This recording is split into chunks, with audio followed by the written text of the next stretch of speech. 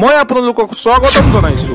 দৰ্শকৰ আজি মই আপোনালোকৰ ওচৰলৈ অসমৰ লগতে দেশ বিদেশৰ বিভিন্ন ধৰণৰ খবৰ লৈ আহিছো। খবৰকেইটা খুবেই গুৰুত্বপূৰ্ণ, গতিকে ভিডিঅ'টো অলপো স্কিপ নকৰাকৈ শেষলৈ চাই যাব। নিতৌ এনে ধৰণৰ খবৰ পাই থাকিবলৈ আমাৰ চেনেলটো ছাবস্ক্ৰাইব কৰি ৰাখিব আৰু এটা কৰি লাইক কৰি আমাক উৎসাহিত কৰিব।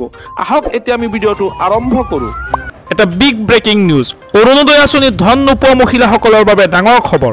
এতিয়াও যদি ধন পোৱা নাই ফোন কৰক আৰু লাভ কৰক অৰুণোদয় আঁচনি 1250 টকা। হয় দৰ্শকসকল, অৰুণোদয় আঁচনিত ধন নোপোৱা মহিলাসকলৰ বাবে চৰকাৰে দিলে ডাঙৰ খবৰ। এতিয়াও যদি আপুনি অৰুণোদয় আঁচনি 1250 টকা লাভ কৰা নাই তেন্তে চিন্তা নকৰিব, কিয়নো অৰুণোদয় আঁচনিত ধন নোপোৱা মহিলাসকলৰ বাবে চৰকাৰে মুকলি কৰিছে হেল্প ডেস্ক আৰু ফোন নম্বৰ। চৰকাৰে মুকলি কৰা সেই বিহে নম্বৰত আপুনি ফোন কৰি দিয়ক অভিযোগ, আৰু সেই বিহে ফোন নম্বৰটো হৈছে 1800-202-6256। প্ৰতিদিন আপুনি পুৱা 10 বজাৰ পৰা 6 বজালৈ ফোন কৰিব পাৰিব এই নম্বৰত। অৰুণোদয় আঁচনি লাভ নকৰা মহিলাসকলৰ বাবে ৰাজ্যৰ বিত্ত বিভাগে মুকলি কৰিছে এই হেল্পলাইন নম্বৰ। এটা বিগ ব্ৰেকিং নিউজ। ৰাজ্যৰ মাটিসমূহক নতুনকৈ কৰা হ'ব নামাকৰণ। মুখ্যমন্ত্ৰীৰ বৃহৎ ঘোষণা। কম কৰা হ'ব মাটিৰ শ্ৰেণী বিভাজন। সাধাৰণ মানুহৰ সুবিধা হোৱাকৈ 5টা শ্ৰেণীত বিভক্ত কৰা হ'ব মাটিৰ শ্ৰেণী বিভাজন। নতুনকৈ নামাকৰণ কৰা হ'ব মাটিসমূহ। ম্যাদী পট্টাৰ নাম হ'ব পিৰিয়ডিক পট্টা, আনহাতে একচনীয়া পট্টাৰ নাম হ'ব এনুৱেল পট্টা, আৰু লগতে চাহ বাগিচাৰ মাটিসমূহক বিহে ম্যাদী পট্টাৰ শ্ৰেণীত ধৰা হ'ব। মাটি 100টা মান নাম আঁতৰাই 5টা ভাগত বিভক্ত কৰা হ'ব বুলি মুখ্যমন্ত্ৰী বৃহৎ ঘোষণা। আজি মই পৰৱৰ্তী খবৰটো এটা গুৰুত্বপূৰ্ণ খবৰ। এটা বিগ ব্ৰেকিং নিউজ। ৰাজ্যিক কেবিনেটৰ ডাঙৰ সিদ্ধান্ত।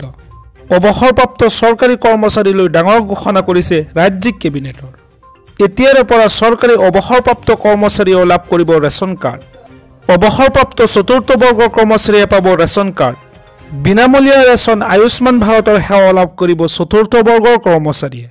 চতুৰ্থ বৰ্গৰ কৰ্মচাৰীক দৰিদ্ৰ শাখাত ধৰি এই সিদ্ধান্ত চৰকাৰৰ। কেৱল মাত্ৰ চতুৰ্থ বৰ্গৰ অৱসৰপ্ৰাপ্ত চৰকাৰী কৰ্মচাৰীয়ে লাভ কৰিব ৰেচন কাৰ্ড। মিছন বসুন্ধৰাৰ অধীনত নতুনকৈ হাজাৰ হাজাৰ লোকে লাভ কৰিব ম্যাদী পট্টা মাটি। আকৌ নতুনকৈ 4444 গৰাকী লোকক ম্যাদী পট্টা মাটি প্ৰদান কৰিব চৰকাৰে। মিছন বসুন্ধৰাৰ অধীনত 2,10,000 লোকে লাভ কৰিব ম্যাদী পট্টা মাটি। এটা বিগ ব্ৰেকিং নিউজ। 5ম শ্ৰেণীৰ পৰা শিক্ষাৰ্থীয়ে লাভ কৰিব আনন্দৰাম বৰুৱা বৃত্তি। ৰাজ্যৰ লাখ লাখ শিক্ষাৰ্থীসকলৰ বাবে ভাল খবৰ। 5ম শ্ৰেণীৰ পৰা শিক্ষাৰ্থীয়ে লাভ কৰিব ধন। এতিয়াৰে পৰা শিক্ষাৰ্থীসকলে 5ম, 8ম আৰু 10ম শ্ৰেণীতে লাভ কৰিব চৰকাৰী বৃত্তি। 5ম শ্ৰেণীত 10,000 শিক্ষাৰ্থীক প্ৰদান কৰা হ'ব 15,000কৈ বৃত্তি, আৰু লগতে 8ম শ্ৰেণীত প্ৰদান কৰা হ'ব 15,000কৈ বৃত্তি। 10ম শ্ৰেণীত আগবঢ়োৱা হ'ব 15,000 টকা। 5ম আৰু 8ম শ্ৰেণীত যি বৃত্তি লাভ কৰিব সেয়া ফিক্সড ডিপজিট হিচাপে লাভ কৰিব শিক্ষাৰ্থীসকলে। এতিয়াৰে পৰা আনন্দৰাম বৰুৱা বঁটা ৰূপান্তৰ হ'ব আনন্দৰাম বৰুৱা বৃত্তিলৈ। আনহাতে 10ম শ্ৰেণীৰ ছাত্ৰ ছাত্ৰীসকলে পূৰ্বৰ দৰে লাভ কৰি থাকিব ডক্টৰ বাণীকান্ত কাকতি বঁটা।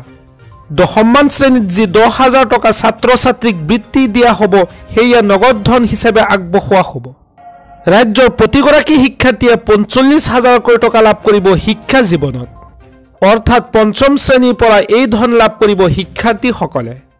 এটা বিগ ব্ৰেকিং নিউজ। 1 জানুৱাৰীৰ পৰা সলনি কৰা হ'ব 5টা নিয়ম। 31 ডিচেম্বৰৰ পূৰ্বে এই কাম নকৰিলে আপুনি পৰিব পাৰে বিপদত। 31 ডিচেম্বৰৰ পিছত কৰিব নোৱাৰিব ডিজিটেল লেনদেন, কিয়নো বন্ধ হ'ব Google pay', phone pay' account. এবছৰ ধৰি ব্যৱহাৰ নকৰা UPI ID হৈ পৰিব বন্ধ। চিম কাৰ্ডৰ ক্ষেত্ৰতো জাৰি কৰা হৈছে নতুন নিয়ম। 1 জানুৱাৰীৰ পৰা নতুন চিম কাৰ্ড বনাবলৈ দিব লাগিব বায়োমেট্ৰিক তথ্য। বন্ধ কৰি দিব আপোনাৰ জিমেইল একাউণ্ট। 1 অথবা 2 বছৰ ধৰি ব্যৱহাৰ নকৰা জিমেইল একাউণ্ট বন্ধ কৰিব গুগলে। আনহাতে 1 জানুৱাৰীৰ পূৰ্বে কৰিব লাগিব লকাৰ এগ্ৰিমেণ্ট সংশোধন। ভাৰতীয় ৰিজাৰ্ভ বেংকে জাৰি কৰিছে এই নিৰ্দেশনা। ডিমেট একাউণ্ট থকাসকলে নমিনী আপডেট কৰাটো বাধ্যতামূলক কৰিছে। আনহাতে বন্ধ হৈ পৰিব সকলো ধৰণৰ লেনদেন।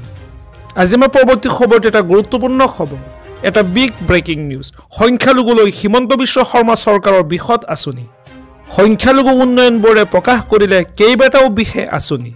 এতিয়াৰে পৰা ধৰ্মীয় সংখ্যালঘুক ই-ৰিক্সাৰ বাবে দিব 80% চৰকাৰী অনুদান, আৰু লগতে ধৰ্মীয় সংখ্যালঘুক বিনামূলীয়াকৈ দিব চিলাই মেচিন। লগতে ফেশ্বন ডিজাইনৰ সামগ্ৰী ধৰ্মীয় সংখ্যালঘুক দিব বিনামূলীয়াকৈ পেপাৰ প্লেট তৈয়াৰ কৰা মেচিনো দিব বিনামূলীয়াকৈ এই আঁচনিৰ বাবে আবেদনকাৰীৰ বাৰ্ষিক আয় 3 লাখ টকাৰ অধিক হ'ব নোৱাৰিব আবেদনকাৰীসকলে অনলাইন যোগে কৰিব পাৰিব আবেদন যাৱতীয় নথিপত্ৰ আবেদনকাৰী আপলোড কৰিব লাগিব বিহে ৱেবছাইটত বাছনি প্ৰক্ৰিয়াৰ সময়ত মূল তথ্যসমূহৰ ফটোকপি লগত নিব লাগিব আবেদনকাৰীয়ে এই আঁচনিৰ বাবে অহা 17 জানুৱাৰীৰ ভিতৰত কৰিব লাগিব আবেদন অনলাইনত আবেদন কৰাৰ বাবে ক্লিক কৰিব লাগিব amdb.assam.gov.in ৱেবছাইটত এই আঁচনিৰ হিতাধিকাৰীৰ বাবে অসম সংখ্যালঘু উন্নয়ন বৰ্ডৰ বাছনি কমিটিৰ সিদ্ধান্ত হ'ব চূড়ান্ত সিদ্ধান্ত এই আঁচনি লাভৰ বাবে আবেদনকাৰীসকল ধৰ্মীয় সংখ্যালঘুৰ হ'ব লাগিব ই-ৰিক্সা লাভ কৰিবলৈ হ'লে আবেদনকাৰীসকল 5ম শ্ৰেণী উত্তীৰ্ণ হ'ব লাগিব আবেদনকাৰীৰ বয়স 18ৰ পৰা 50 বছৰ বয়সৰ ভিতৰত হ'ব লাগিব আনহাতে বিনামূলীয়াকৈ চিলাই মেচিন পাবলৈ হ'লে 5ম শ্ৰেণী উত্তীৰ্ণ হ'ব লাগিব আৰু ইয়াৰ বাবে আবেদনকাৰীৰ বয়স 18ৰ পৰা 50 বছৰৰ ভিতৰত হ'ব লাগিব ধৰ্মীয় সংখ্যালঘুসকলৰ বাবে বিজেপিৰ বৃহৎ আঁচনি